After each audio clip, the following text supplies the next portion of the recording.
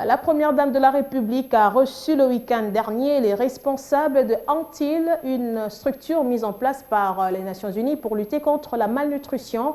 Philippe Douste-Blazy a rassuré à la première dame que son institution va disponibiliser de ressources nécessaires pour accompagner le gouvernement de la République dans la lutte contre la malnutrition au travers les actions de la Fondation DNT. Insécurité alimentaire en RDC, la tendance se maintient à la hausse. Sur 26 provinces, 25 ont plus de 40% de taux de malnutrition chronique chez les enfants de moins de 5 ans, dont 6 provinces dépassent 50%, rapporte le Comité national multisectoriel de nutrition. Pour faire face à cette crise, la première dame de la République a reçu dans son cabinet de travail l'ancien ministre français Philippe Douste-Blazy à la tête de Unit Life, une initiative des Nations Unies pour lutter contre la malnutrition chronique. Intéressé par les actions que mène Denis Nyakeru Tshisekedi dans le domaine de la santé, Philippe Douste-Blazy lui a exprimé la volonté de son institution à rendre disponibles les ressources nécessaires pour accompagner le gouvernement de la RDC dans la lutte contre la malnutrition, au travers notamment des actions de la Fondation DNT.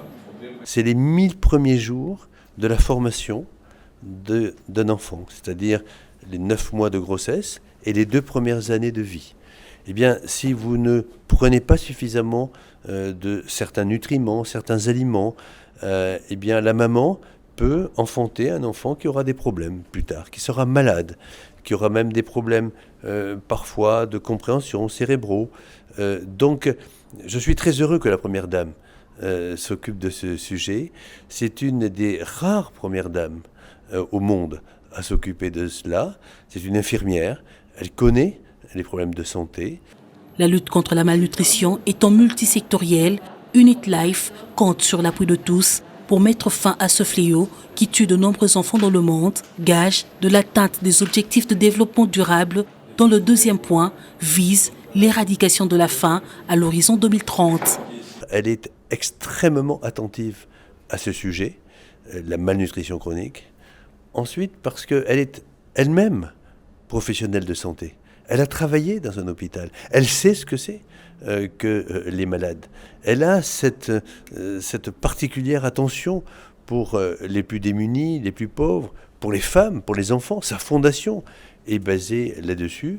Et donc, j'ai beaucoup apprécié.